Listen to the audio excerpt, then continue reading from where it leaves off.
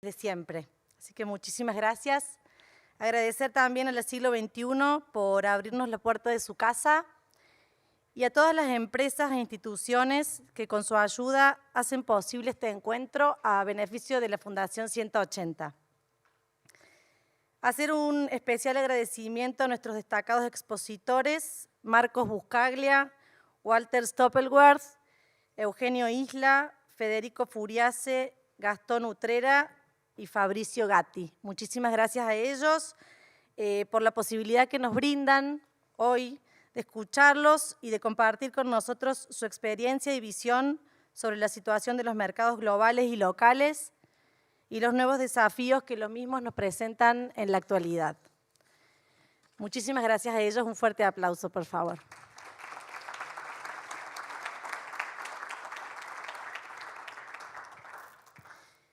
Bueno, Fundación 180 tiene como objetivo, como su principal y casi único objetivo, brindar apoyo y generar programas, proyectos y actividades que promuevan y faciliten la educación formal e informal para el cambio y progreso de todos los sectores de nuestra sociedad. Quienes somos parte de esta fundación creemos profundamente que la educación es un pilar fundamental para la construcción del cambio y para un país y una sociedad más justos e inclusivos con igualdad de oportunidades para quienes la integran, a través de la participación y el compromiso de todos los sectores de la sociedad.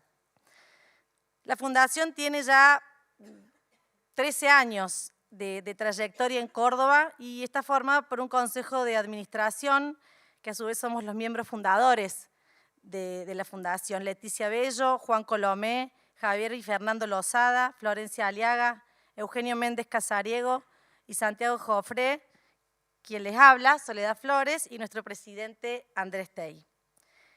En primer lugar, quiero invitar a Andrés Tey para que nos dé unas palabras como presidente y nos cuente especialmente el trabajo que llevamos a cabo en el Centro de José de Nazaret, que es uno de los íconos que tenemos en Córdoba, en la provincia de Córdoba, en la ciudad de La Calera. Así que, Cito, muchas gracias.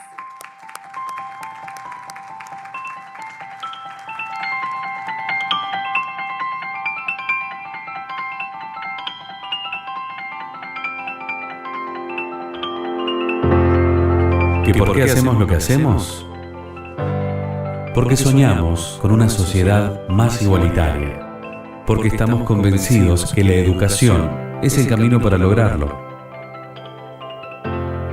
Porque creemos que es clave fortalecer la autoestima y dignidad de los niños con menos oportunidades. Porque trabajamos para que estos niños sepan y sientan que son valorados, queridos y que merecen lo mejor por igual que cualquier otro niño. Porque entendemos que no hay que esperar a tener estabilidad profesional, económica, social, para comprometerse. Por todo esto, apadrinamos. Brindamos nuestro tiempo, compartimos nuestro propósito y contamos nuestra historia.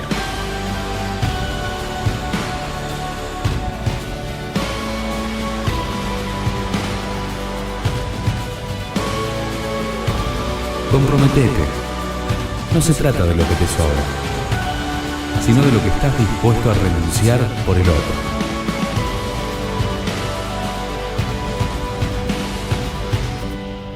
Vos, ¿qué estás esperando que pase en tu vida para hacer algo por los demás?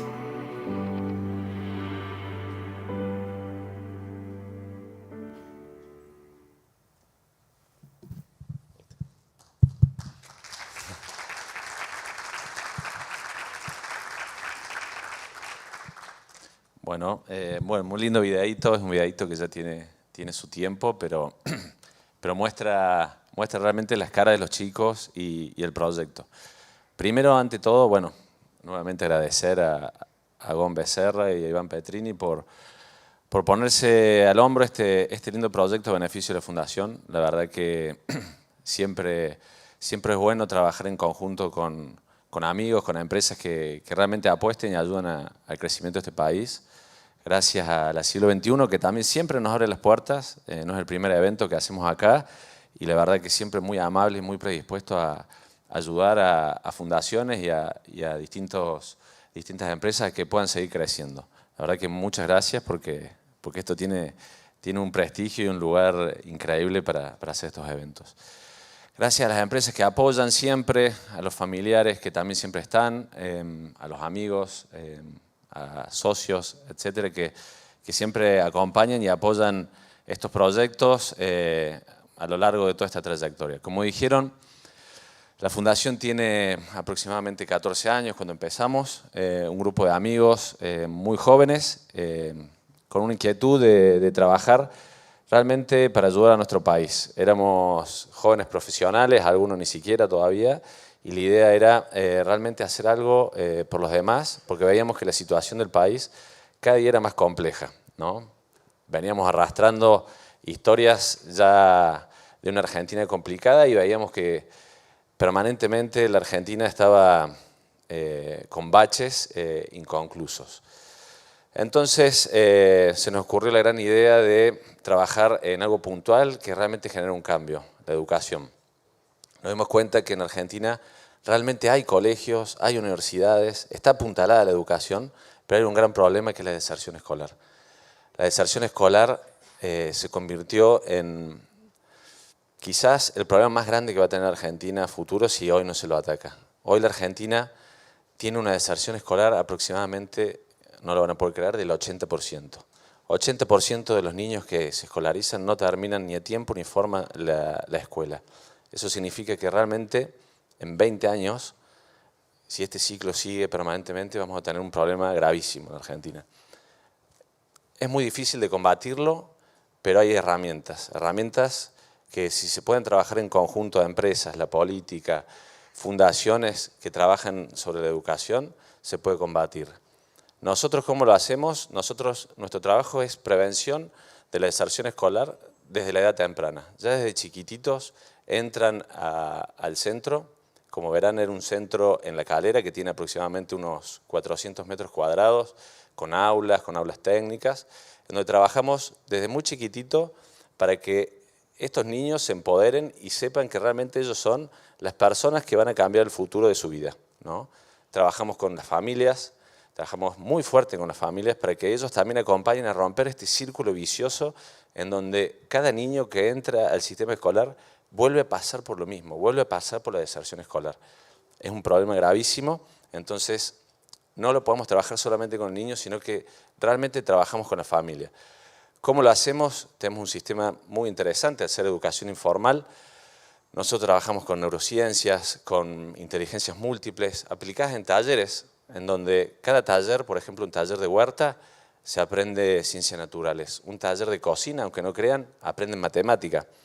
Tenemos muchísimos talleres de huertas, talleres de cocina, talleres de robótica, talleres de programación en tablets, talleres de arte, de cultura, donde los llevamos a los chicos a pasear, a conocer empresas, a conocer la ciudad, a fortalecer el conocimiento.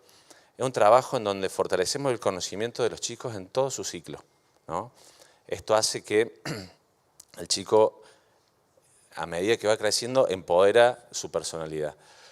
Hoy en día tenemos 20 talleristas que trabajan todos los meses, incansablemente todos los días. Tenemos 100 alumnos, 100 chiquitos que van en todos los ciclos. Han pasado ya 700 alumnos en nuestro centro. Tenemos acompañamiento ya de esos chicos, muchos de ellos en universidades. Tenemos una estructura fija que trabajan maestras, directores ejecutivos, trabajan maestras jardineras, psicopedagogas, una estructura que hace que este proyecto se ensamble en todos los sentidos. La verdad que los apoyo, en realidad no los apoyo, sino que los aliento a sumarse no solo en este proyecto, sino en cualquier tipo de proyecto que vean que realmente genera un cambio para el país. Hoy no podemos delegar solamente y pensar que un presidente nuevo, un político nuevo va a cambiar la realidad de nuestro país. Somos nosotros, los ciudadanos, con distintas responsabilidades que tenemos, la oportunidad de mejorar nuestro país, tanto nuestras empresas, nuestras familias, fundaciones, vínculos. Realmente tenemos que sentir esa responsabilidad y no pensar que siempre va a haber alguien, un salvador, para cambiar nuestro país. La verdad, quiero agradecerles de corazón porque muchísimas empresas sé que lo hacen y espero que lo sigan haciendo. tienen ahí un folletito donde pueden realmente también ver y explorar un poco más lo que la Fundación hace, los sistemas que tienen para crecer económicamente, vincularse, y bueno, los aliento a que nos den una mano o que puedan hacer algo también desde su lugar. Así que muchísimas gracias.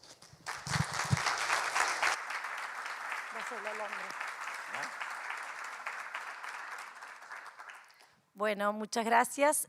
Hay unos códigos QR en el folleto, ¿no es cierto? Que cada uno tiene la explicación de cómo pueden acompañar a la Fundación. ¿Se escucha? Bueno, muchas gracias, Cito.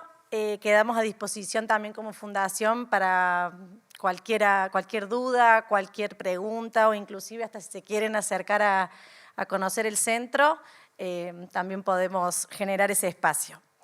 Ahora invitamos a la vicerrectora de Investigación, Innovación y Posgrado de la Universidad Siglo XXI, licenciada Marcela Tello, quien nos dirigirá unas palabras de bienvenida. Un aplauso fuerte para ella.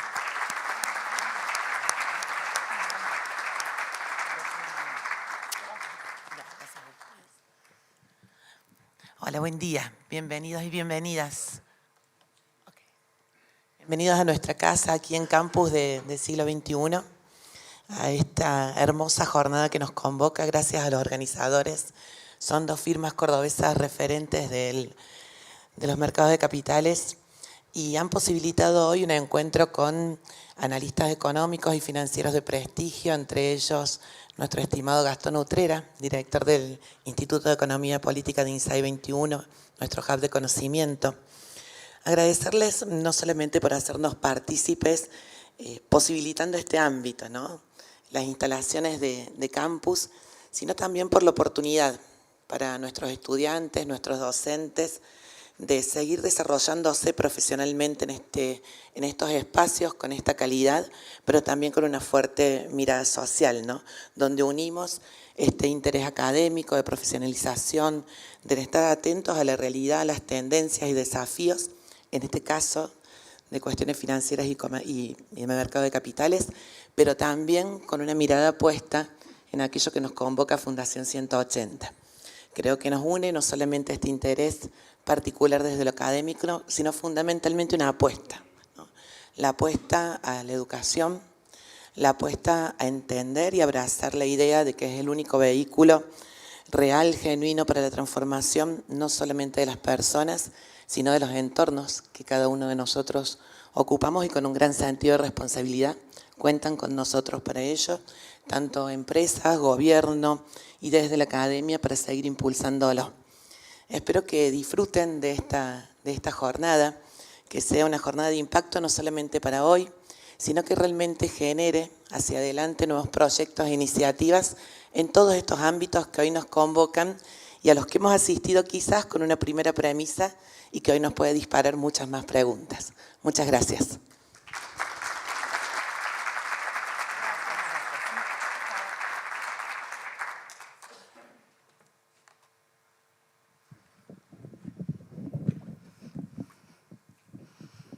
Hay diferencias de alturas. Ahora sí comenzamos con el primer panel, las perspectivas financieras en los mercados globales. Vamos a presentar a los integrantes del mismo. En primer lugar, Marcos Buscaglia, fundador de Alberdi Partners, consultora de análisis político, económico y de mercados de países de América Latina. Doctor en Economía por la Universidad de Pensilvania, becario Fulbright 1997 a 1999. Posgraduado en esa disciplina en la Universidad Torcuato Di Tella, recibió la medalla de oro al mejor promedio de su promoción en la licenciatura en Economía de la Universidad Católica Argentina. Fue economista jefe para Latinoamérica en Bank of America Merrill Lynch y el Citibank, ambos en Nueva York, y para los países del Cono Sur en Citibank Buenos Aires. Previamente fue director de los posgrados de negocios de la Universidad San Andrés, profesor full-time de Finanzas y Economías del IAE, y trabajó en el estudio Ricardo Arriazu y Asociados. Publicó con Sergio Berenstein ¿Por qué fracasan todos los gobiernos?, y desde 2017 es columnista en el programa de televisión Odisea Argentina, conducido por Carlos Pañi, y escribe desde 2019 una columna quincenal en la edición dominical del diario La Nación. Es miembro fundador y parte del equipo de gobernanza de Constituya, red de inteligencia colectiva partidaria y plural fundada para impulsar un cambio institucional, cultural, social y económica de largo alcance. También contamos con Walter Stoppelwerth, MBA en Finanzas, Keenan Flower School, University of North Carolina, y BA en Historia de Duke University. Chief Investment Officer de Portfolio Personal Inversiones, Sociedad Anónima, donde dirige un equipo de research de macroeconomía, renta fija y equities, además de su rol como CIO para el área de fondos de inversión. Posee 27 años de experiencia en las áreas de research y portfolio management para mercados emergentes, ocupando posiciones de analista, director de research y estrategia en América Latina, con radicación en Argentina y Brasil. Trabajó 12 años en Nueva York, donde fue co-portfolio manager del fondo Long Short de Emerging Markets de Tiedemann Investment Group y de otros 2 grupos desde 2002 hasta 2014. Ha publicado extensamente sobre los desafíos económicos en mercados emergentes, con énfasis en cómo los instrumentos financieros reaccionan a planes de ajustes en países como Argentina, Brasil, Turquía, México y Sudáfrica. Ha dado charlas en la Kellogg School of Northwestern University, el programa de MBA de la UNC Chapel Hill, y regularmente participa como panelista en conferencias de varias organizaciones. En la actualidad es asesor de Novus Asset Management. Y por último, presentamos a Eugenio Isla.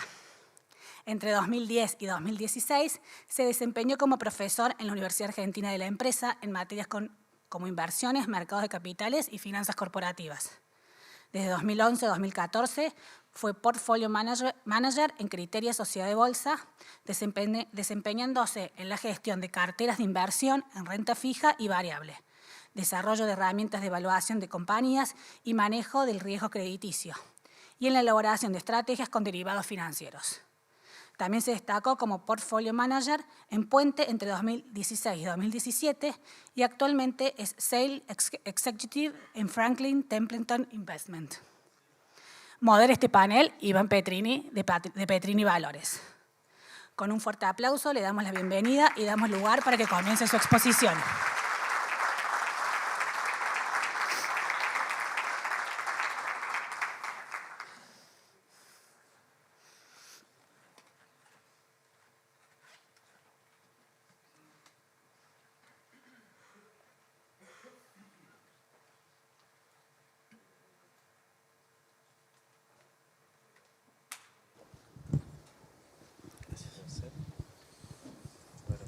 Hola.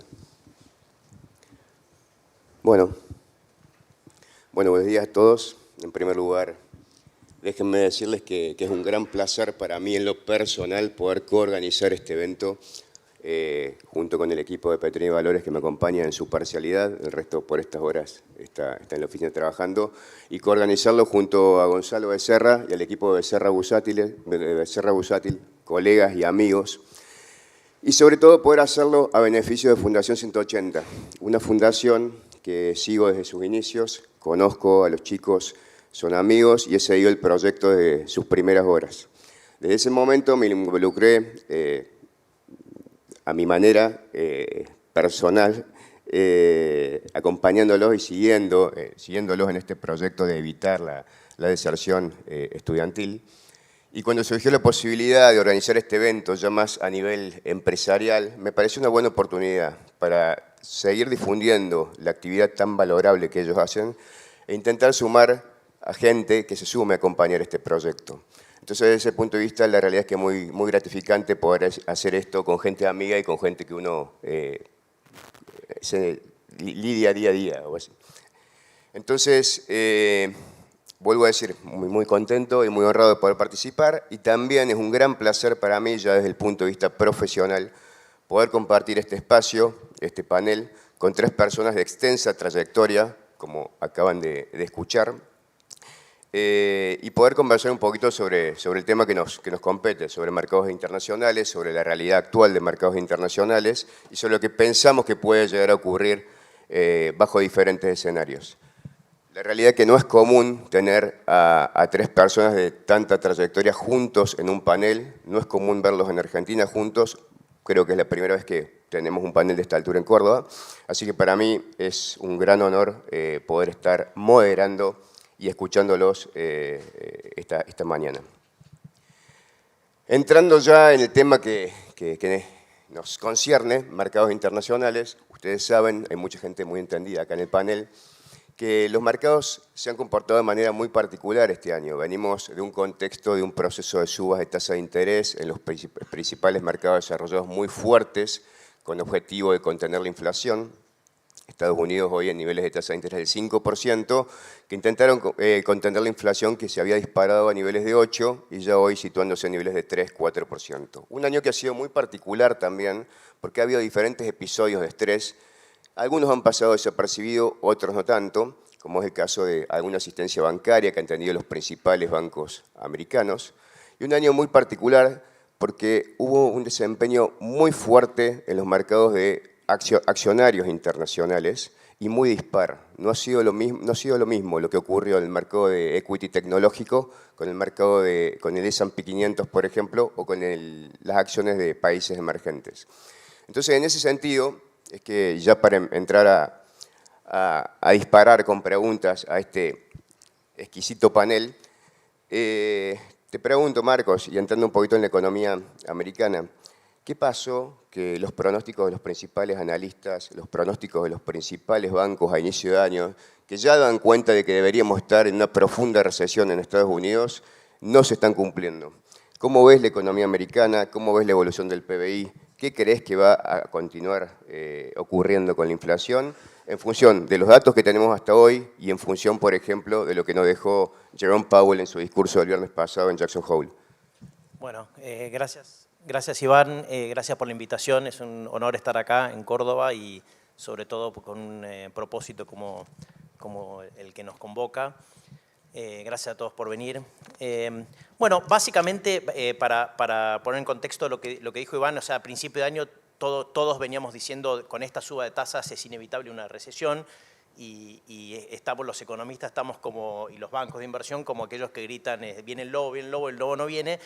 Y ahora todos los bancos de inversión prácticamente se han corrido a decir, bueno, no va a haber recesión. Ese es lo nuevo, digamos, banco tras banco han ido diciendo, no, va a haber un soft landing, vamos a poner así.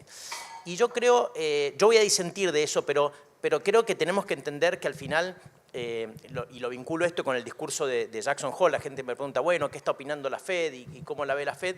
Y estamos todos igual. Uno piensa que la Fed son un conjunto de científicos que tienen la bola de cristal y que saben perfectamente lo que va a pasar, y al final están como todos nosotros. Vino un proceso de inflación, en parte derivado alta, en parte derivado por cuestiones de oferta, en parte derivado por cuestiones de demanda, por los planes fiscales, vamos a poner así, muy expansivos del gobierno de Trump primero y después de Biden. Sumado eso a una política monetaria súper expansiva, se genera la inflación y subieron la tasa muy fuerte.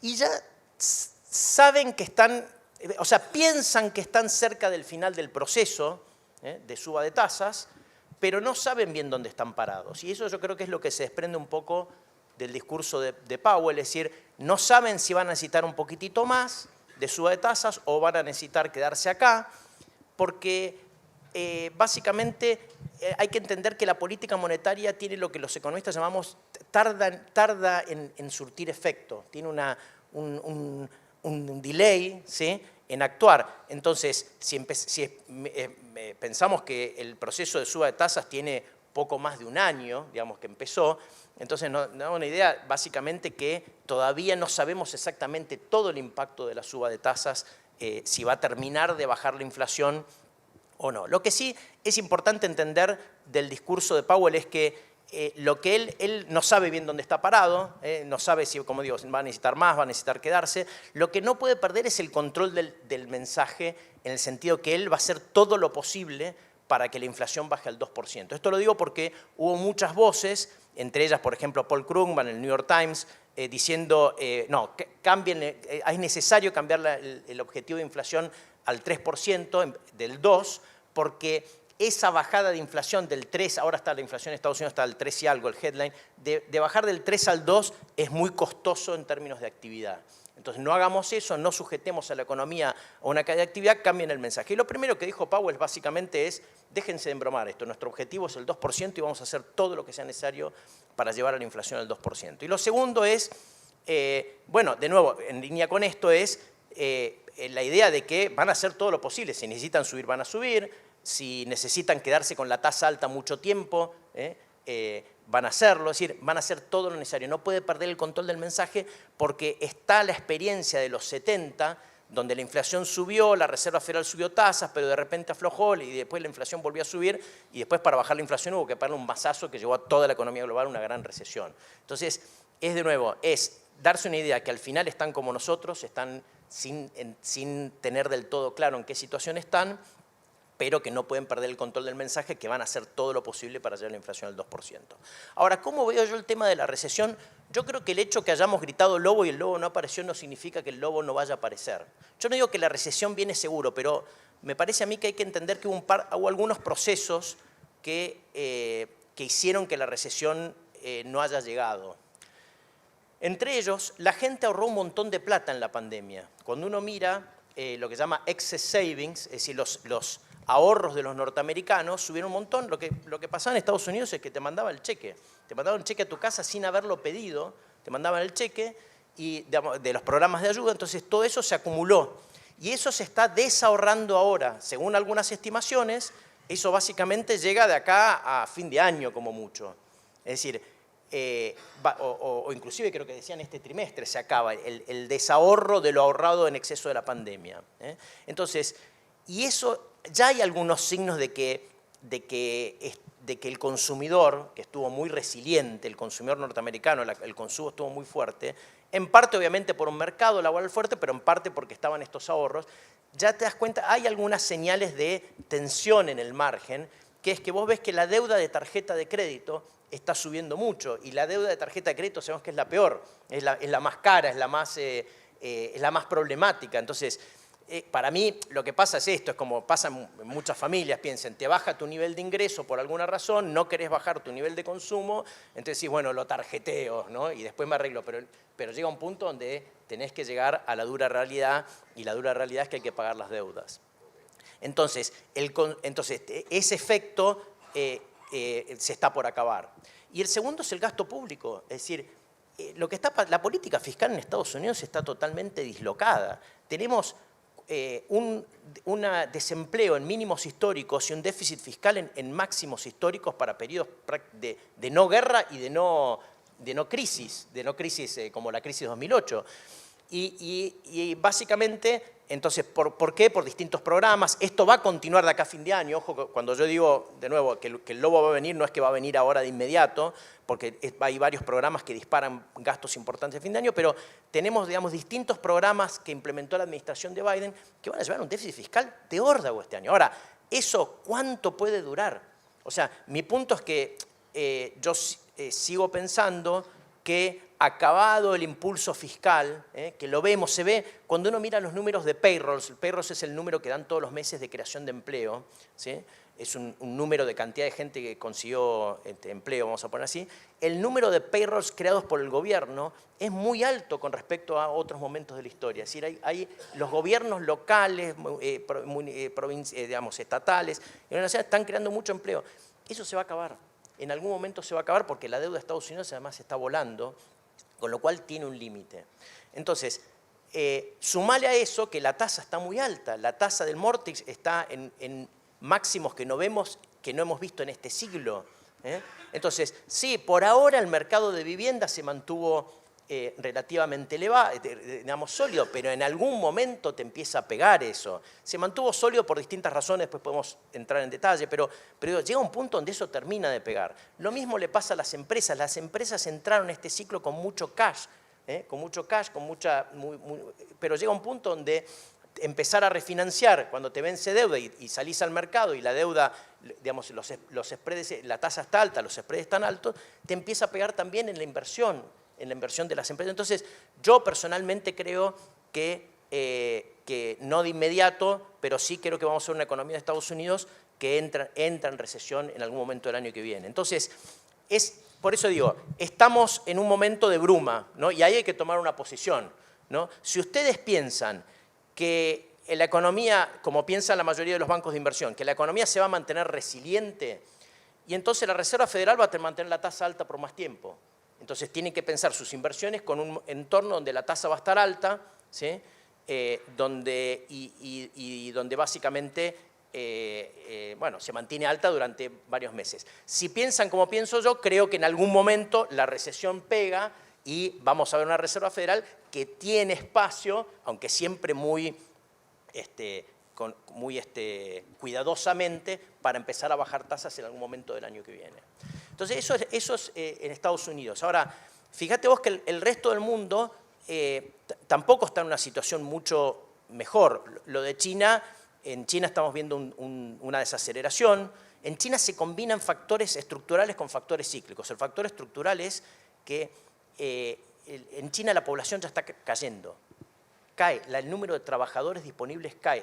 Ese pool de trabajadores baratos que iban del campo a la ciudad y que hacían que China sea la gran fábrica del mundo, ya se terminó por el factor estructural, por el factor, digamos, de lo que llamamos el nearshoring, esa idea de las empresas sacar dejar de usar China como base de producción por los problemas geopolíticos.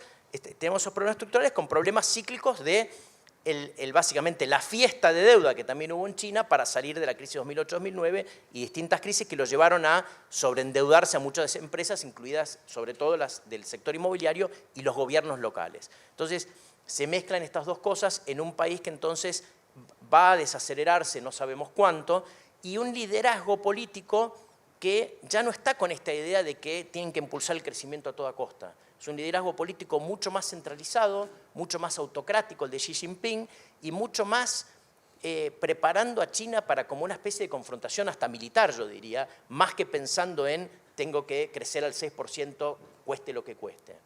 Y esto tiene impacto, y con esto ya termino, con lo que son, digamos, ex Argentina o ex Latinoamérica. Esto tiene impacto en Europa, porque al final Alemania, la máquina, la locomotora de Europa, gran parte de su industria vivió en las últimas 2 décadas, yo diría, de exportar maquinaria a China, sobre todo maquinaria, pero también bienes finales. Entonces uno mira, Alemania, la locomotora de Europa, también está básicamente en un proceso de desaceleración que se ven los indicadores de punta como los PMI, etc. Entonces yo diría, yo veo un mundo que va a una desaceleración, no de una crisis, pero una desaceleración / recesión, y que, digamos, no es el fin del mundo. Eso básicamente lo que va a dar lugar, obviamente, es un cambio del ciclo de política monetaria, etcétera, etcétera, pero me parece que en eso yo personalmente disiento del call más general que estoy viendo, que es, bueno, gritamos lobo muchas veces, el lobo no vino, digamos ahora que no viene el lobo. Okay. El lobo creo que viene. Clarísimo. Estuviste haciendo algunos subrayando un poco las tasas, lo que viene pasando con las tasas de interés de corto plazo, pero en los últimos meses o semanas, mejor dicho, hemos visto un fenómeno de movimiento en las tasas de largo plazo, en la tasa de 10 y en la tasa de 30. ¿Podemos pensar que eso también está asociado a que las expectativas de inflación se van a mantener por más tiempo, Walter? ¿O hay alguna otra explicación que justifique ese movimiento que alteró tanto los mercados este último mes? Bueno, yo tengo una visión similar a Marcos en todo este sentido, de que somos los nabos que miramos atrás la historia de Volcker en los 80, que fue básicamente la desinflación mágica. Y la historia esa, si quieren investigarlo, que básicamente Volcker bajó la tasa anticipadamente en la primera victoria y tuvo que subir una segunda vez. Pero la historia de Volcker es que hay un ratio de sacrificio que tiene que sufrir en la economía para bajar la inflación. Y yo creo que hoy en día tenemos una situación totalmente diferente, que él mencionó, que estamos en un mundo súper endeudado. Y parte del mensaje que recibió Volcker después de bajar la tasa, que no había ganado la pulseada de su credibilidad con el mercado, es que la tasa larga seguía muy alto. Entonces, él volvió con toda la fuerza y bueno, ya es historia como el mejor banquero del Fed en la historia. Y Jerome Powell quiere repetir y ser Volcker de 2023, pero el sentido de urgencia que tiene Jerome Powell es aún más dramático que Volcker, porque en ese momento la deuda PIB en los Estados Unidos está alrededor de 30-35%. Hoy en día estamos en 106%. Y hay una dinámica que Marcos mencionó, que es el problema de déficit fiscal enorme en los Estados Unidos, que es una confluencia de un gasto que está corriendo un 10-11% anual, que es un montón para una economía como los Estados Unidos, pero también la recaudación está sintiendo los efectos, digamos, de la política monetaria que está afectando la actividad. Está cayendo entre un 10 y 11.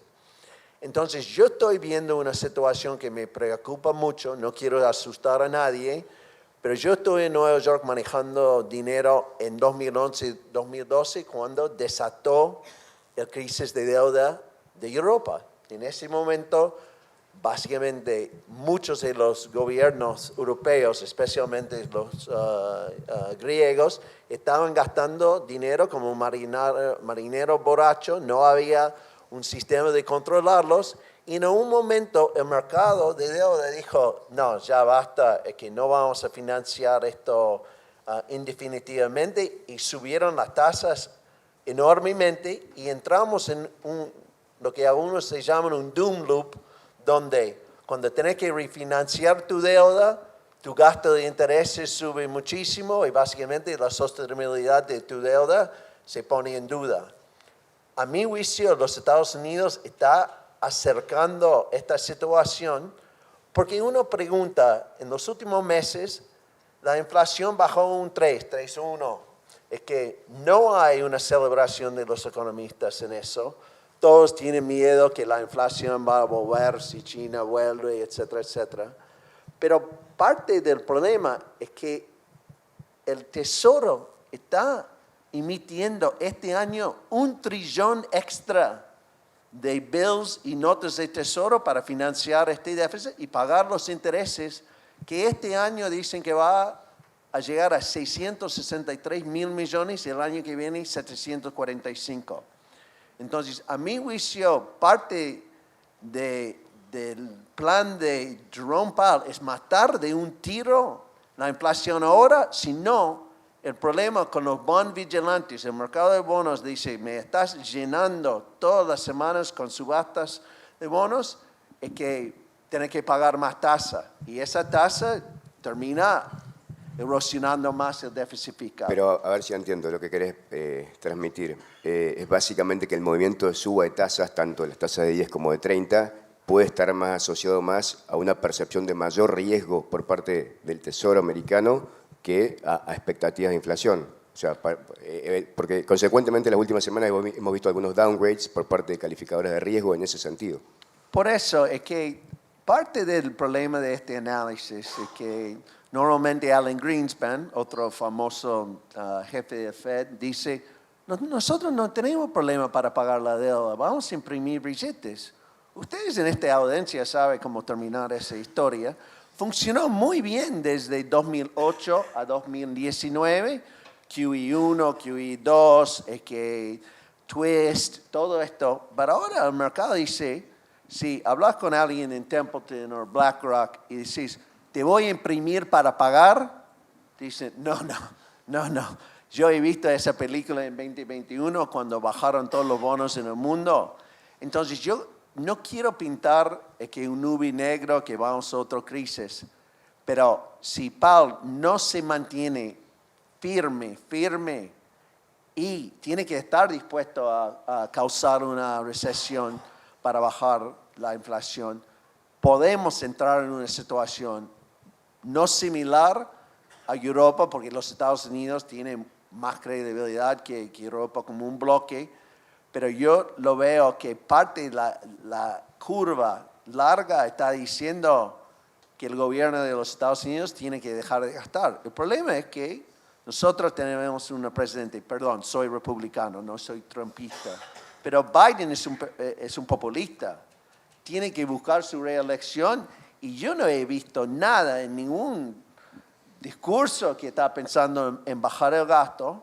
Y como mencionó Marco también, él lanzó la ley contra inflación, que básicamente es una ley que todas las empresas están gastando un montón para tener renovables, etcétera, etcétera, que también está dejando la economía de los Estados Unidos crecer y al mismo tiempo hay muchas más fábricas que están moviendo a los Estados Unidos en el reshoring que está soportando. Y hay un tercer problema que tiene Powell.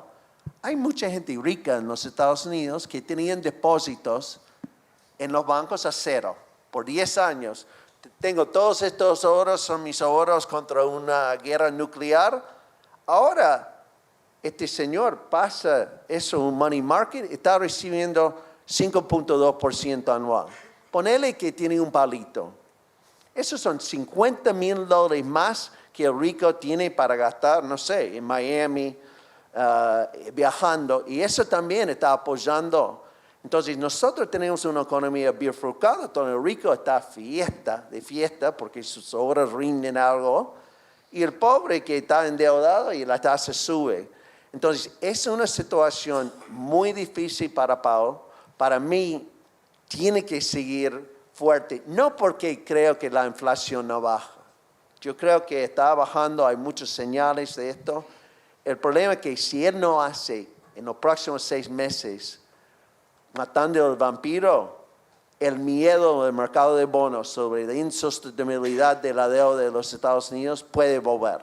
Es un gran debate. Hay gente que cree que, bueno, imprimimos, no hay problema. Pero yo creo que estamos llegando a un déficit fiscal en los Estados Unidos que está afectando realmente la capacidad de refinanciar como estamos refinanciando este año. Y si proyectamos, es que ya hay proyecciones que la deuda de PIB va a ir a 130% en 5 años y en 20 años no quieren saber el número porque te asusta.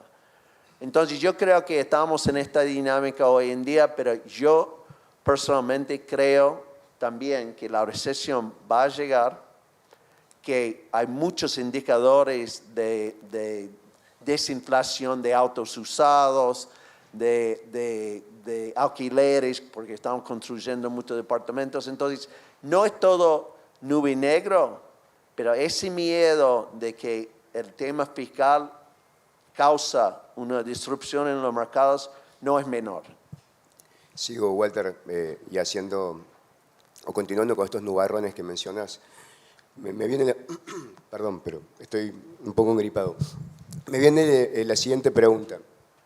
¿Por qué todavía no hemos visto una mayor cantidad de cosas rotas, vamos a decirlo por algún sentido? Tuvimos una crisis bancaria que fue bien contenida.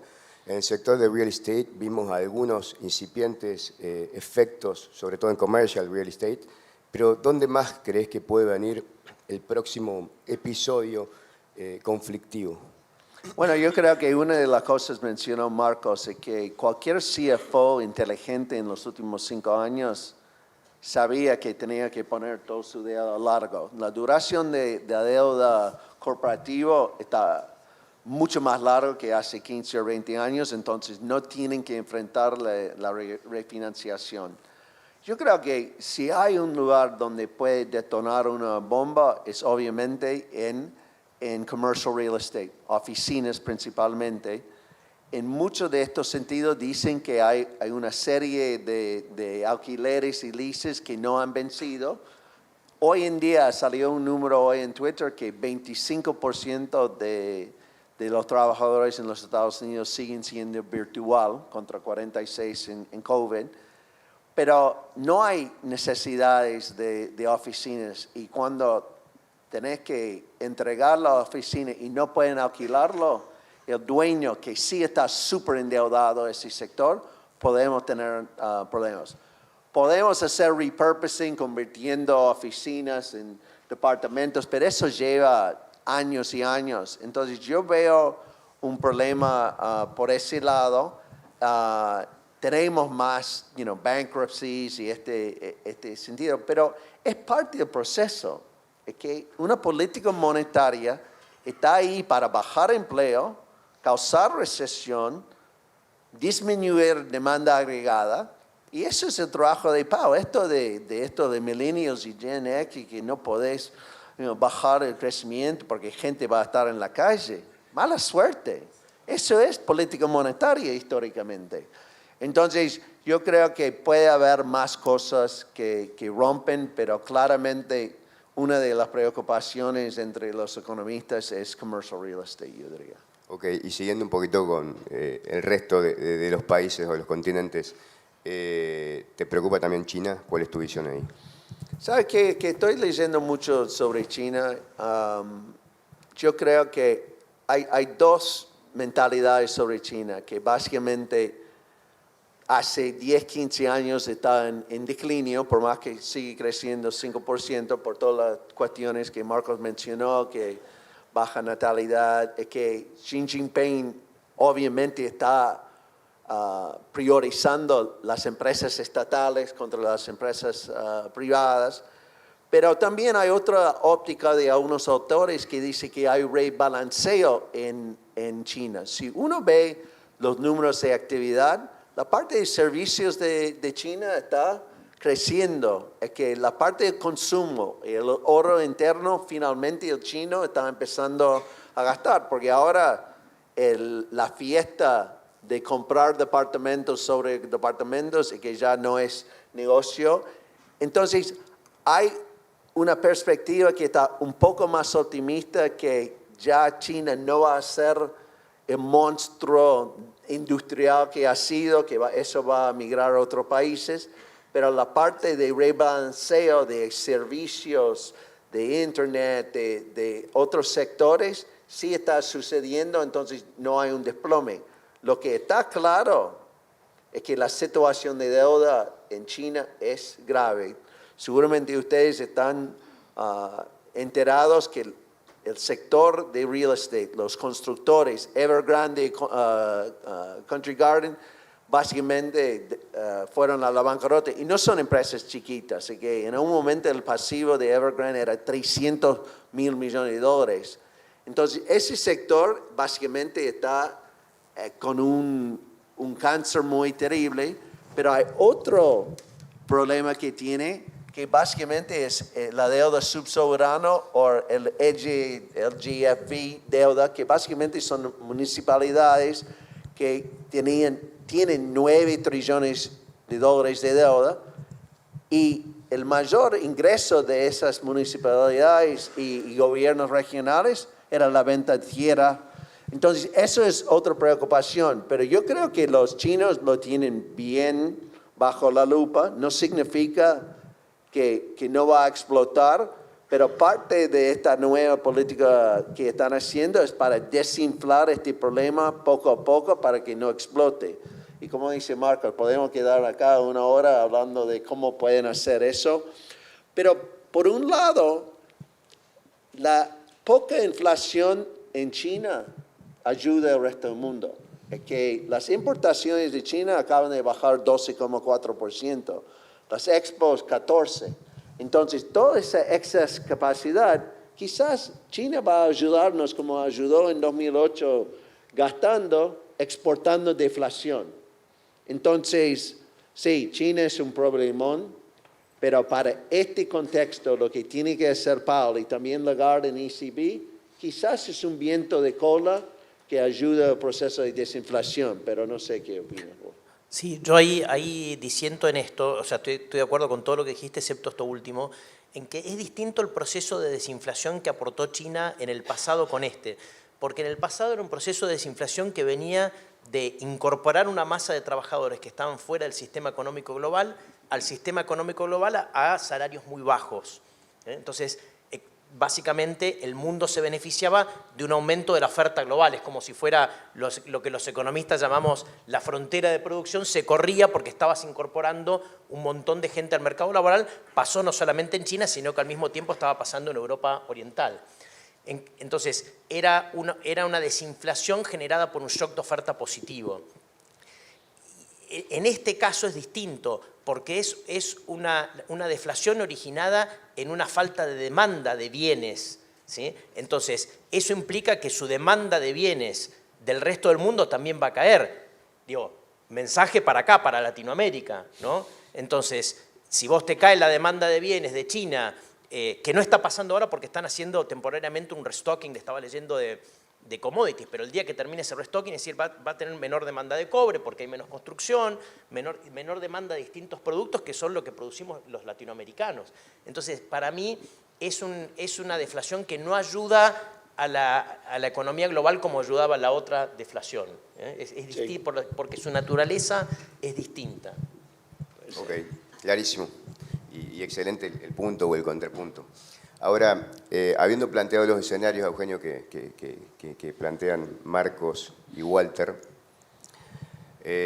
y tratando de resumirlos brevemente, básicamente estamos en un proceso de suba de tasa de interés, donde mucha gente piensa que se estaría aproximando a un final, y en ese sentido, ya cuando empecemos a discutir carteras de inversión y cómo posicionamos los activos, una pregunta que permanentemente se habla entre asesores financieros y clientes tiene que ver con si es momento de empezar a alargar la duration de los portafolios.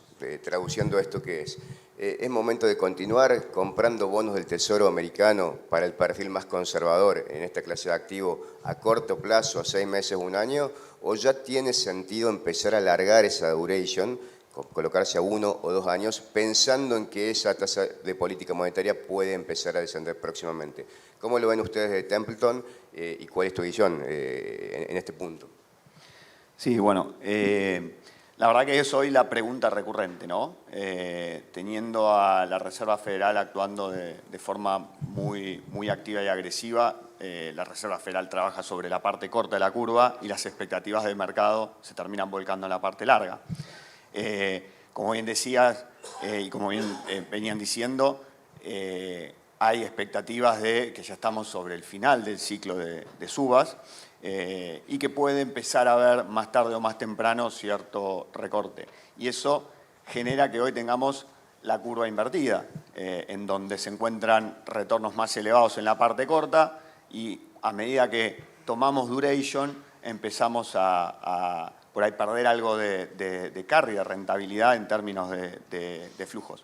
Pero ahí entra el concepto de duration, ¿no? De duración como sensibilidad a los movimientos de la tasa.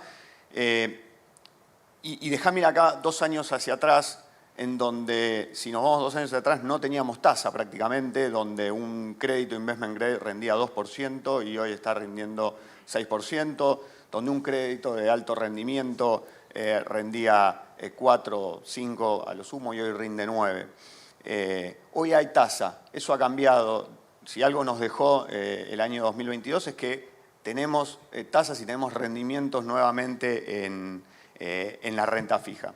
Entonces, acercándonos hacia el final del ciclo, ya pensar la duration hay que empezar a pensarla como un mecanismo de protección y no como un mecanismo de riesgo.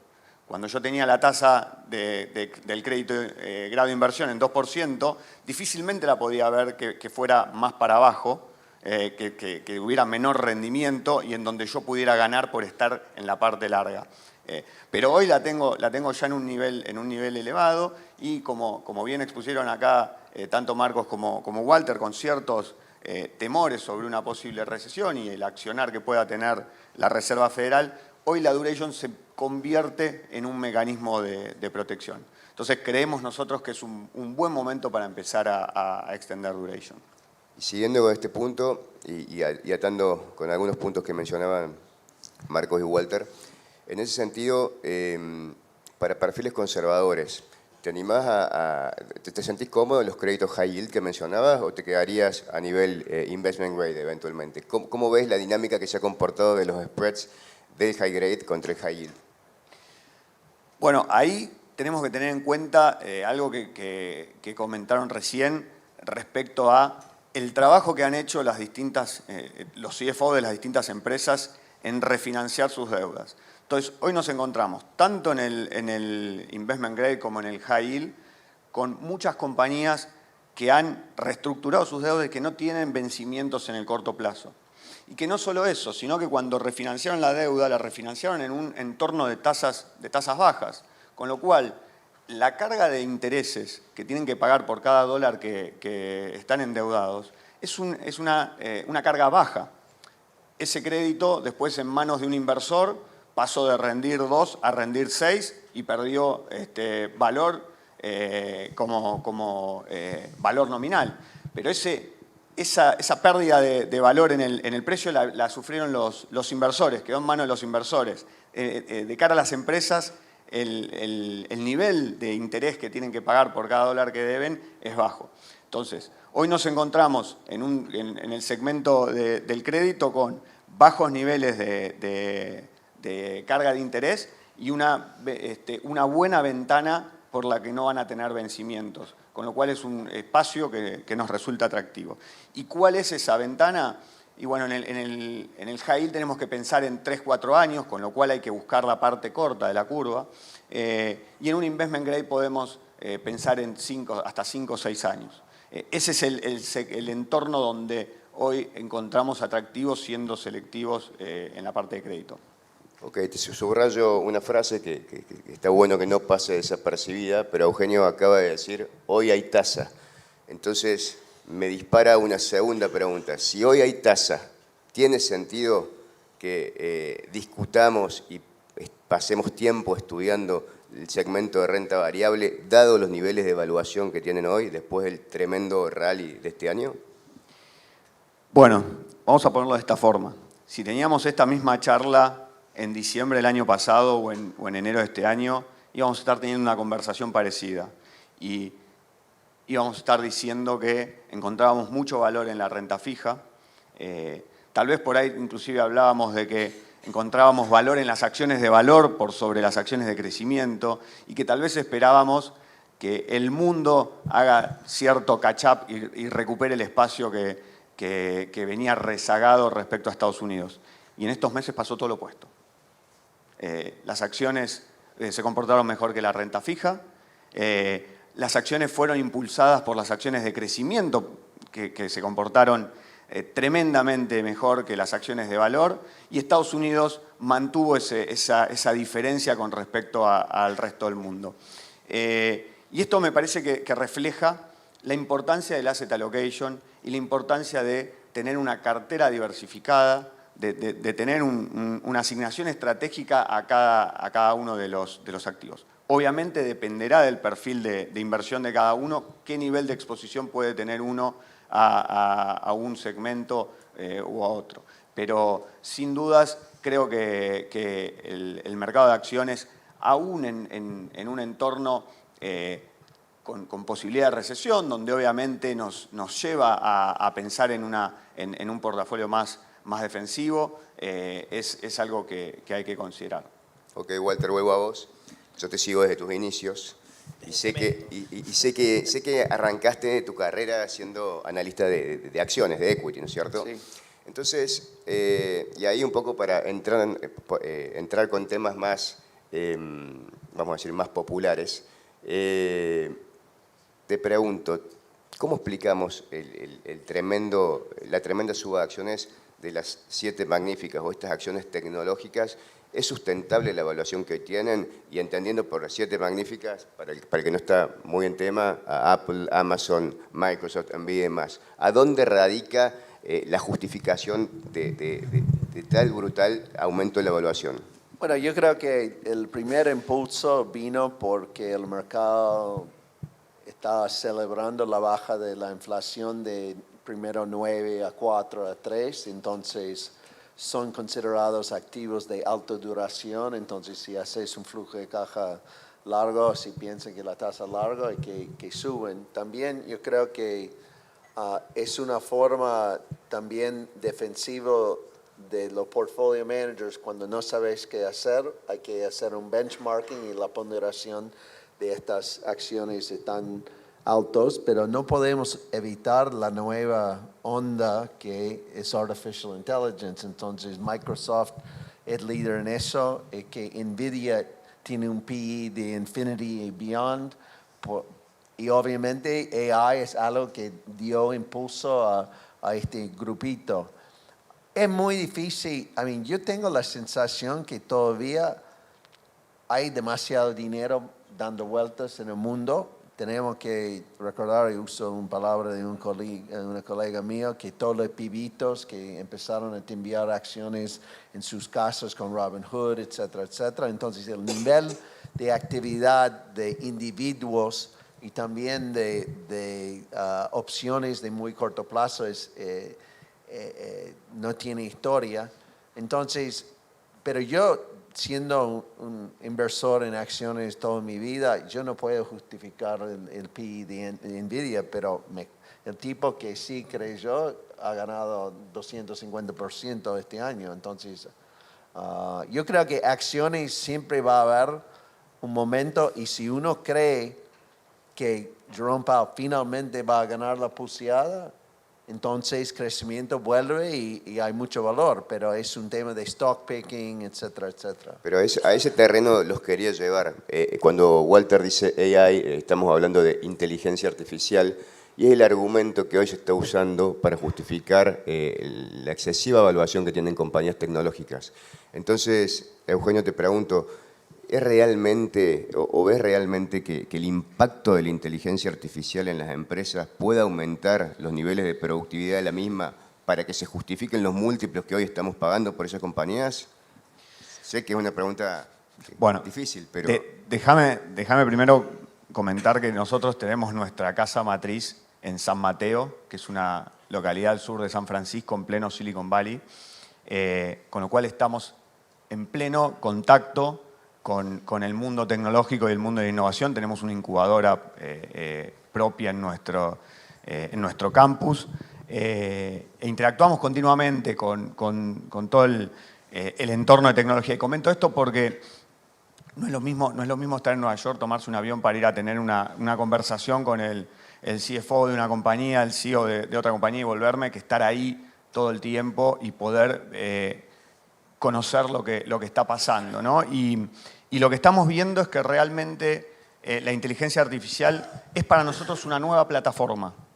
Y déjame ponerlo de esta forma. Si nos vamos por ahí 40 años hacia atrás, pensamos que la década del 80 fue una década que estuvo signada por la aparición de la computadora personal. La década del 90 fue la irrupción de Internet. La década del 2000 se consolidó todo lo que es nube. En la década pasada, década del 2010, tenemos la movilidad con la aparición de los smartphones. Y hoy para nosotros inteligencia artificial es la nueva plataforma que va a generar una disrupción. ¿Y por qué hablo de generar disrupción? Vayamos un segundo a la plataforma que nosotros identificamos de la década anterior, la movilidad. Compañías como Uber o como Cabify no hubiesen existido si no existía la movilidad. No la hubiésemos ni pensado antes de la aparición del smartphone. Entonces, lo que nosotros creemos es que hoy estamos en una instancia en donde, bueno, obviamente, para inteligencia artificial se necesitan los fierros, se necesita la parte dura, toda la parte de semiconductores, donde Nvidia es el gran líder.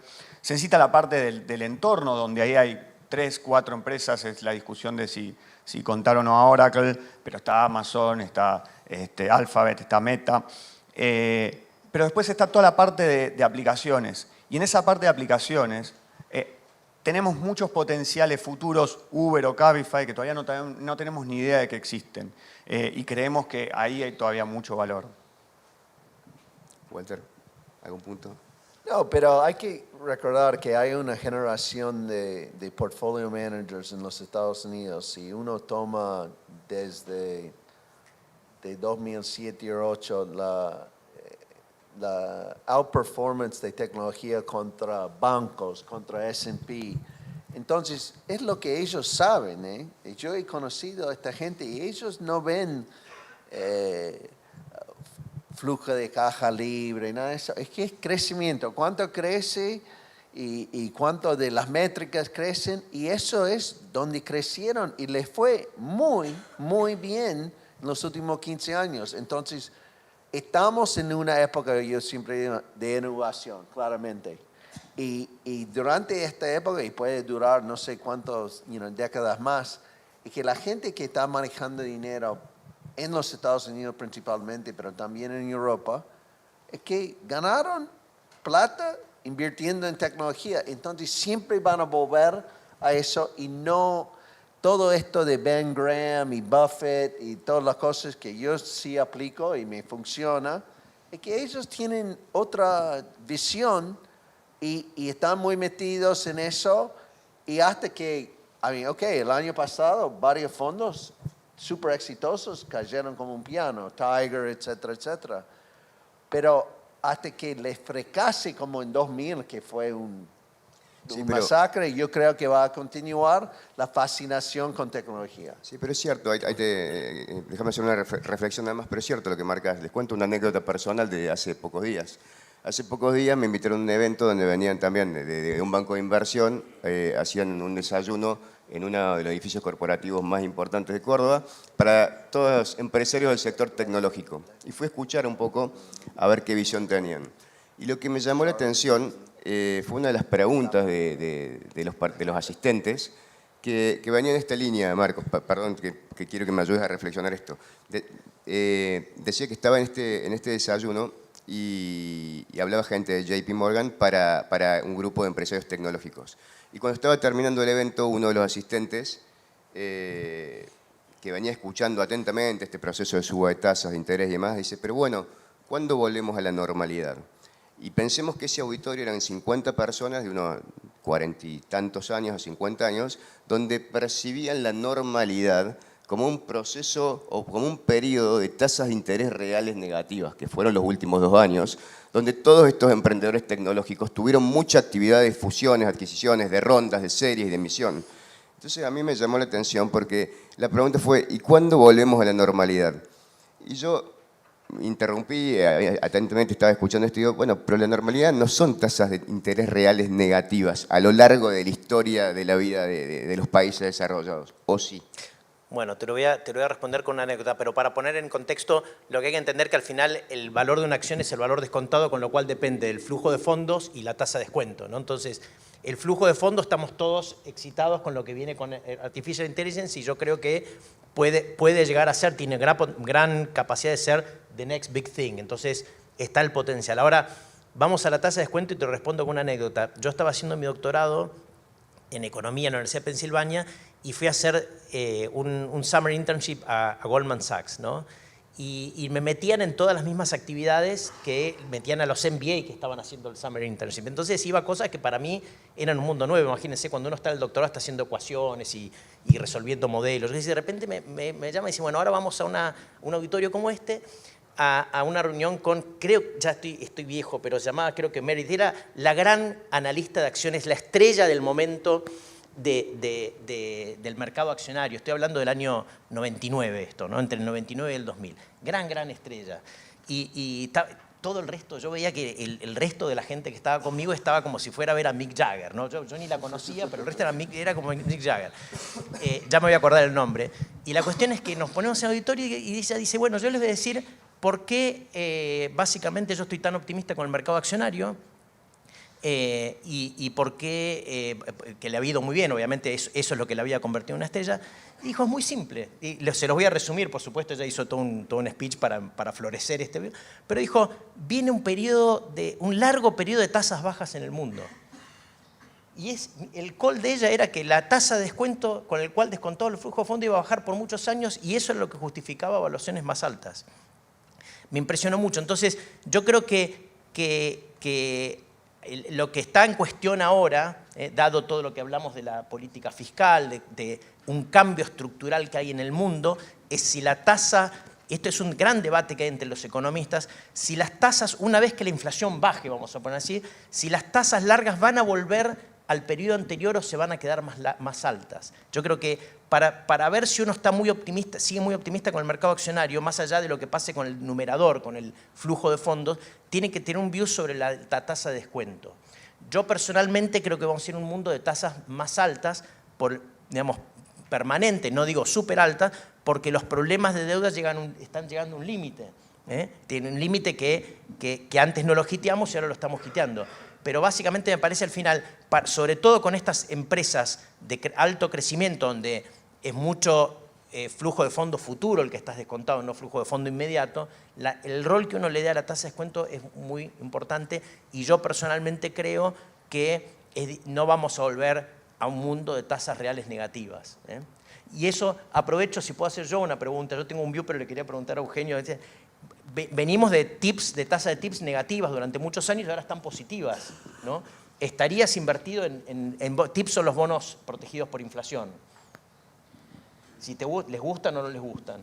Sí, los tips bueno, son un poco engañosos porque generalmente van vinculados a la expectativa de inflación y mucho inversor invierte en función de la inflación que ya tiene. Claro. Entonces, muchas veces uno queda descolocado con el tip. A mí me parece ya hoy que con la inflación bajando, ya hoy uno tiene que buscar anclar estas tasas nominales. Entonces, cuando hablamos de ir más largos, creemos que hoy es interesante anclar tasas nominales. Y recién cuando hablábamos y decía, bueno, el sector del crédito es atractivo y el sector corto es atractivo, y entonces la pregunta puede ser, bueno, me estás diciendo que encontrás valor en el sector del crédito, que encontrás en la parte corta, pero me decís extendamos duration. ¿Cómo extendemos duration?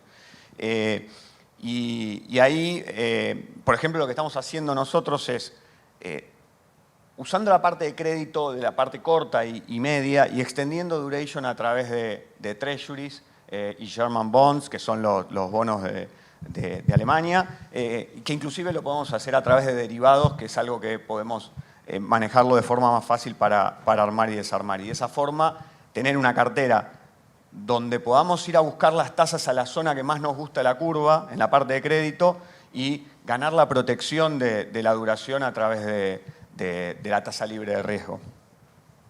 Perfecto. Volvemos un poquito a la macro. Y entiendo que hubo algunos episodios también, o algunas acciones por parte del Banco Central de Japón, no tan alineado con los demás bancos centrales. Walter, ¿podés un poquito explayarte en ese punto? Bueno, existe una política que se llama Yield Curve Control, que básicamente vos capeás la tasa de interés que estás dispuesto a pagar al mercado, y Japón hizo esto por muchísimos años. El problema con todos los países en el mundo después de 2020, con el bombeo fiscal, el bombeo monetario, también en Japón, básicamente el mercado empezó a sentirse un poco incómodo de recibir 0,25. Pero hay que recordar que también que es uno de los mercados de renta fija más profundos en el mundo, y hay actores que ganan rompiendo este tipo de esquemas. Y lo que ha pasado es que el tipo de cambio de Japón ha devaluado muchísimo. Este año es 10,5%, pero que cuando viste en la historia ver el yen en 145 pesos, que es sumamente inflacionario. Entonces, hay un cambio de mentalidad que ese sistema, cuando tenés, porque hay vínculos entre la curva de Europa, curva de los Estados Unidos y los JGBs, y esa interconexión se rompía, y básicamente el BOJ tiene que entrar en un proceso lentamente de desarmar Yield Curve Control. Y han podido, dado que la mayoría de los bonos, los tenedores son bancos y individuos y el BOJ, es que hay tenedores de JGBs en el resto del mundo, pero no ha hecho un crack terrible como todos esperaban, porque ellos, como los chinos, un poco controlan ese ecosistema. Pero el proceso de transmisión ha sido la moneda. Y al final de las cuentas es que Japón está creciendo relativamente bien ahora, es que les ayuda a competir con los chinos en tecnología. Entonces yo no veo un gran drama hasta ahora, porque no han podido. Todos pensaron que iba a romper, como rompió algunas cuestiones en Inglaterra, etcétera, etcétera. Una pequeña nota, estando de acuerdo con todo, dice que hay que tener, lo único que yo tendría cuidado es con exposición a monedas como la del peso mexicano, porque muchos carry trades piensen que el Banco Central de México, como todos los bancos centrales de Latinoamérica, es una gran tarea en bajar la inflación subiendo tasas, Entonces se generó un carry trade y entiendo yo que muchos de esos carry trades se fundan no en dólares, sino el funding se hace en yenes. Entonces en la medida que el yield curve control termine, puede llegar a tener un impacto en algunas monedas latinoamericanas, sobre todo hoy en el peso mexicano, que ha estado muy fuerte en los últimos meses. Clarísimo. Bueno, justo Leticia me proponía, así que nos parecía abrir una serie de preguntas, por si hay gente especializada en el auditorio que quiera participar con alguna pregunta. Yo sigo con vos, Marcos, que además de economista haces mucho análisis político también, y geopolítico, te voy a meter en el ámbito de la geopolítica. La última novedad, la novedad más reciente, sin querer entrar en Argentina, que va a ser tema del próximo panel, pero es un tema de geopolítica en el mundo, de BRICS, pero enfocado desde la parte de la desdolarización del mundo. ¿Cómo ves ese proceso? ¿Es un proceso rápido? ¿Es un proceso que vamos a ver en 1 o 2 años? ¿Qué comentarios tenés en ese sentido? A ver, creo que no va a triunfar, pero sí veo que es parte de un proceso donde el mundo, no voy a decir que se está fragmentando, pero más o menos. Es decir, es un mundo donde Estados Unidos busca cada vez lo que llaman nearshoring, Europa lo mismo, y por otro lado, China básicamente tiene una ambición de que su moneda, digamos, más genéricamente, una mayor ambición geopolítica global, y como parte de ese proceso tiene varias iniciativas. Uno es lo que se llama la Ruta de la Seda, donde básicamente tiene inversiones por cientos de miles de millones de dólares en el mundo. Piensen que hoy China es el acreedor más grande del mundo, es más grande que el Banco Mundial y el Fondo Monetario combinados, ¿no?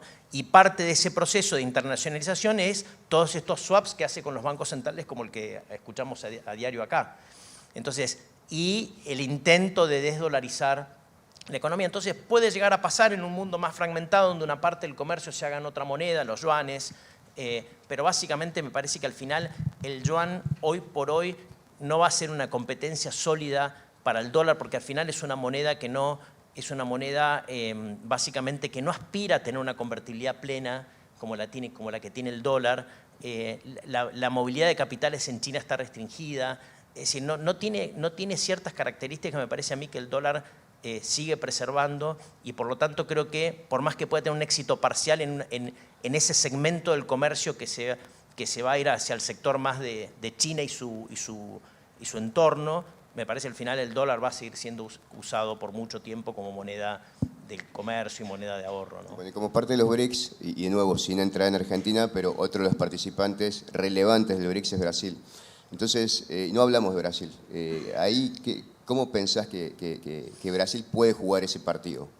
Bueno, Brasil, Lula, con la experiencia de gobierno que tiene Lula, si lo pensamos en el contexto de los otros dirigentes de izquierda que han llegado al poder en la región, Lula fue el más pragmático de todos, ¿no? Y básicamente yo creo que eso se está viendo en lo relativamente bien que le está yendo la economía de Brasil cuando uno lo compara con lo que pasa en Colombia, lo que pasa en Perú, lo que pasa en Chile, ¿no? Para no meterme con Argentina.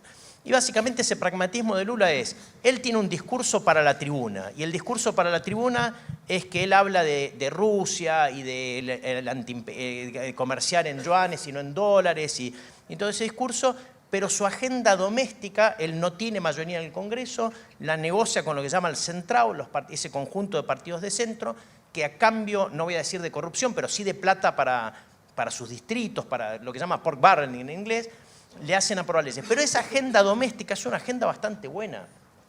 Es decir, por más que intentaron, hubo mucho lío con el tema del cambio de la meta de inflación, terminaron no cambiando la meta de inflación, eso fue muy importante. Aprobaron esta semana, terminaron de aprobar la ley digamos, de techo fiscal, vamos a poner así, una ley que regula cuánto puede crecer el gasto público. No es la mejor ley, digamos, no soluciona el problema fiscal de Brasil, pero por lo menos es algo, es un paso adelante.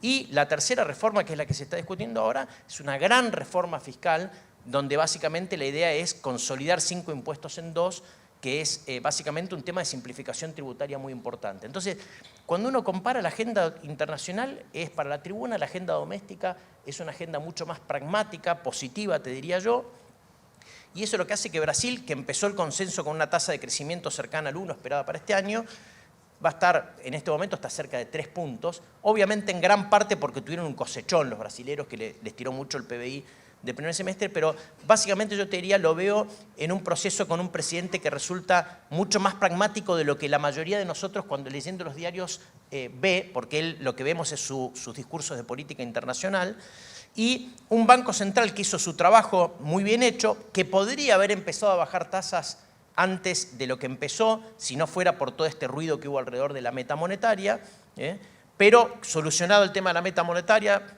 solucionado entre comillas, porque no está solucionado, pero avanzado el tema fiscal, está en un proceso de baja tasas que va a ser un proceso, digamos, muy fuerte, o sea, diría con un Banco Central que es bastante ortodoxo, pero que va a seguir bajando tasas de 50 puntos básicos, con lo cual, básicamente, los activos de Brasil obviamente se han beneficiado de este proceso de, básicamente, de expectativa de relajamiento monetario importante, con expectativas de inflación que están a la baja y con una inflación que sigue a la baja.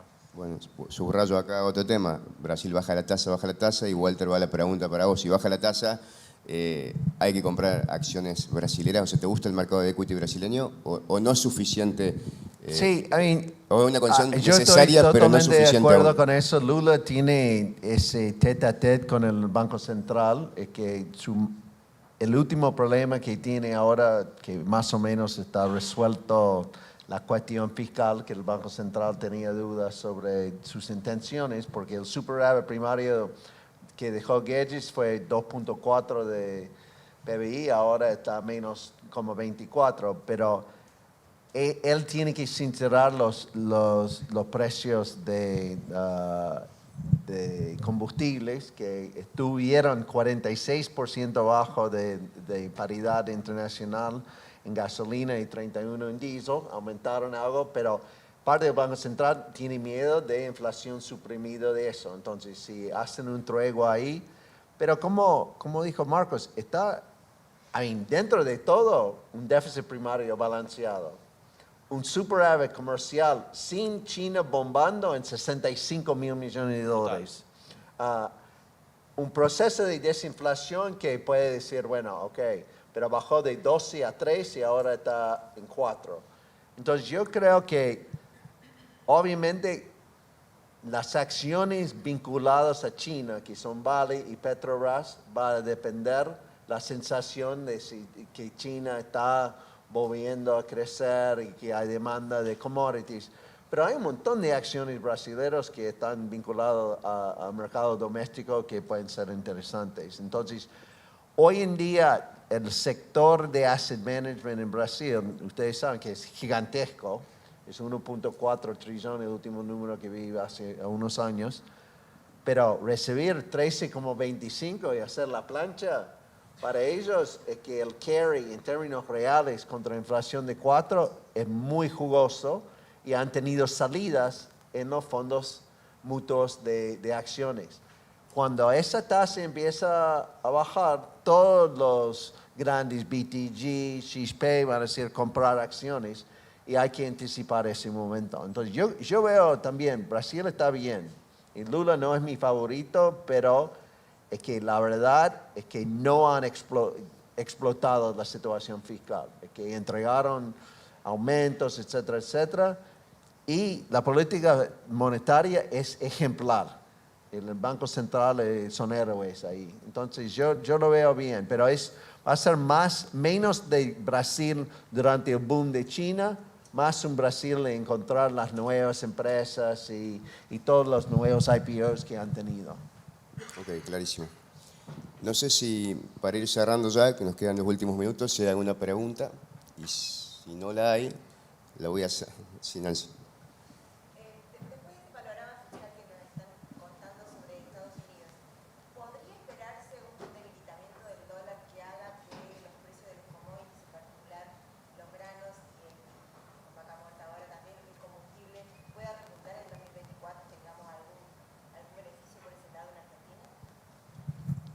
Para mí eso solamente en el caso que tengamos razón nosotros en el sentido que viene una recesión y que la Reserva Federal baje tasa. Yo, en un contexto donde la tasa sigue alta y con una economía global desacelerándose, no le veo mucho camino para arriba a los commodities, la verdad. Ahora, si se da la combinación de una economía desacelerándose, pero tasas bajando, eso que podría debilitar el dólar puede jugar a favor de los commodities.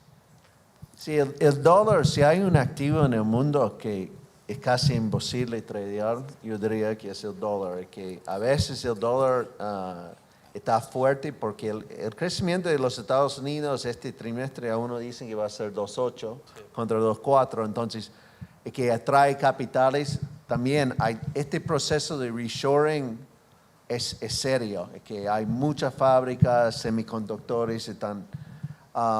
pero yo creo si los Estados Unidos entran en recesiones, puede ser que el dólar baje. El commodity que quizás tiene el mejor apoyo en este momento es petróleo, porque no ha habido inversión en mucho tiempo. Entonces tenés un declinio muy fuerte y con China volviendo un poquito al crecimiento es que hay demanda. Y también los Estados Unidos teóricamente tienen que rellenar el Strategic Petroleum Reserve. Entonces, pero yo estoy de acuerdo, si China no vuelve con toda la fuerza de antes y si la economía está básicamente cambiando más a servicios, ¿por qué cobre tiene que ir a las nubes? ¿Por qué la mina de hierro, etcétera, etcétera? Entonces, yo creo que va a ser una mezcla de toda esa situación. Pero personalmente, yo soy gran fanático de Vaca Muerta y que hablo con todas las empresas del sector. Y yo creo que, como me dijo un CEO de una de las empresas de petróleo ayer en Buenos Aires, the time is now. Tienen que hacerlo ya.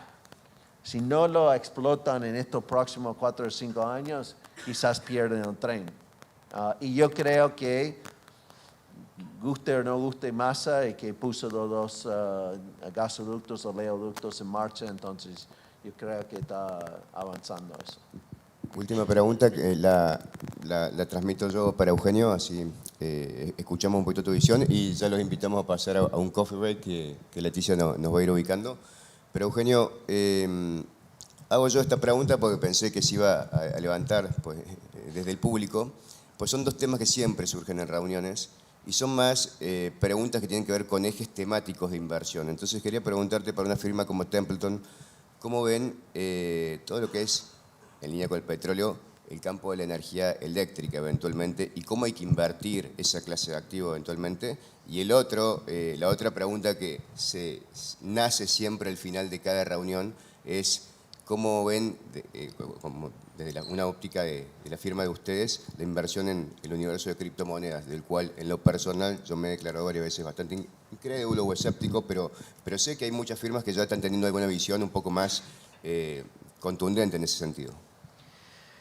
Bueno, respecto a tu primera consulta con energía, estamos frente a un cambio que viene con toda la agenda de sustentabilidad, ¿no? Y la verdad para nosotros eso va a implicar muchos cambios por delante que vienen de la mano de que hasta el momento nosotros teníamos una unidad que producía, una distribución y hogares que consumían.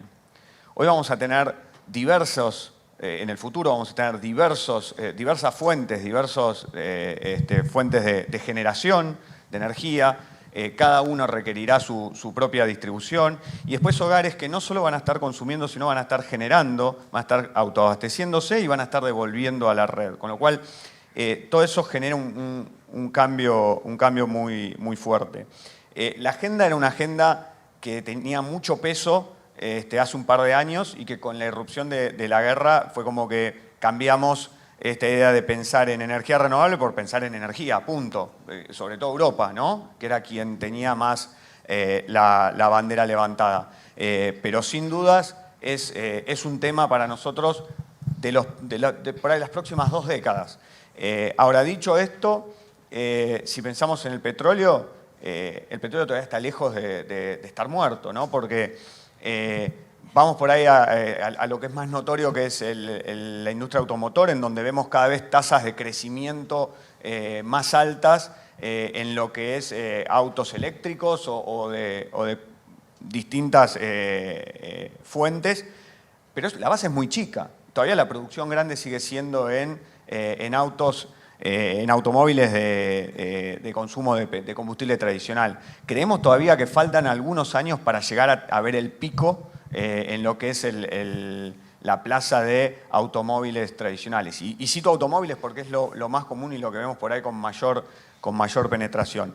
Es algo que está, es algo que va a llevar tiempo y es algo que va a estar durante mucho tiempo interactuando lo actual con el futuro. Y creo que acá tiene que ver con lo que decía Walter de vaca muerta, es ahora porque en un futuro no tenemos bien en claro qué peso va a tener. Y con respecto a criptomonedas, la verdad nosotros no estamos tan enfocados en las criptomonedas, sí en toda la tecnología que está detrás en blockchain, a tal punto que nosotros, después de un trabajo de 2 años de la mano de la SEC en Estados Unidos, del regulador de Estados Unidos, pudimos lograr tener el primer fondo mutuo que se puede operar a través de criptomonedas. Fue un trabajo tremendo, súper arduo, 2 años de desarrollo, pero creo que estamos abriendo puertas para que en el futuro muchas compañías puedan hacerlo. Nosotros lo hicimos con nuestro money market doméstico en Estados Unidos porque es un fondo muy transaccional y en donde es un fondo que haber trabajado en la parte operacional con la tecnología de blockchain nos permitió modificar nuestro costo de transacción, que era de $1 por transacción, poder llevarlo a que con $2 hacemos 50.000 transacciones. Ese es el nivel de productividad que nos está hoy ofreciendo la tecnología de blockchain. Clarísimo. Bueno, para ser respetuoso con el tiempo, creo que estamos perfectos en ese sentido. La verdad que agradecerles a los 3 por haberse acercado a Córdoba, por haberse acercado a compartir este panel de cara a este evento de beneficio de Fundación 180, y creo que hemos cubierto los principales ejes temáticos que hoy se discuten con inversores de diferente tipo, así que esperamos haya sido de su interés. ¿Vos nos indicás, Leti, cómo seguimos? Bueno, muchísimas gracias por tan rica exposición. Bueno, ahora vamos afuera al coffee break, que es hasta las 11 horas, y a las 11 volvemos para escuchar el segundo panel y luego, bueno, el cierre que estará a cargo del intendente de la ciudad de Córdoba. Así que, bueno, les agradecemos, les damos un fuerte aplauso.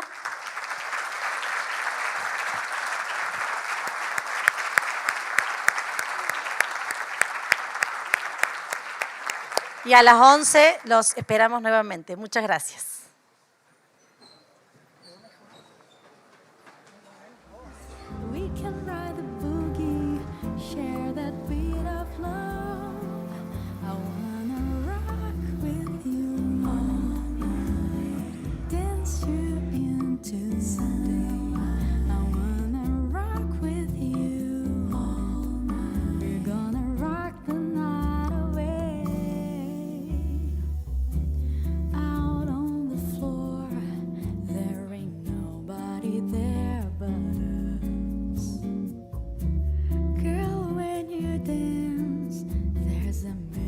That must be love. Just take it slow, 'cause we got so far to go. When you feel that heat, and we're gonna ride the boogie, share that beat of love. I wanna rock with you all night, dance you into day. I wanna rock with you all night.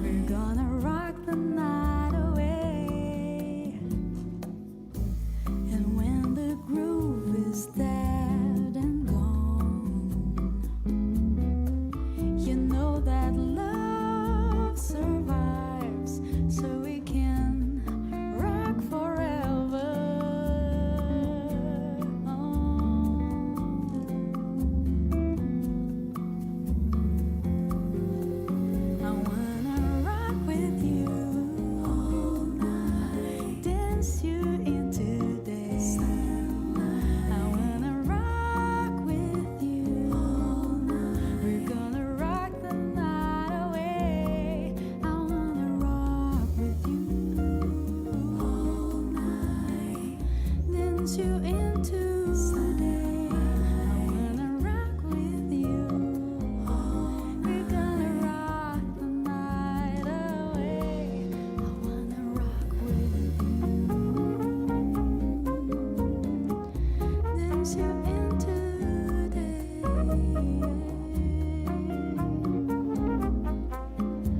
Rock the night away. Rock the night away. All night. Sunny night. All night. All night.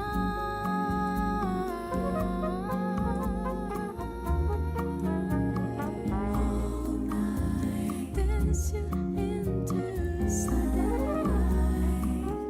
I wanna rock with you.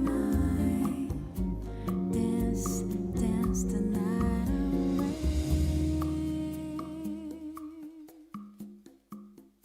I'm at a payphone trying to call home. All of my change I spend on you. Where have the times gone? Baby, it's all wrong. Where are the plans we made for two? I know it's hard to remember the people we used to be.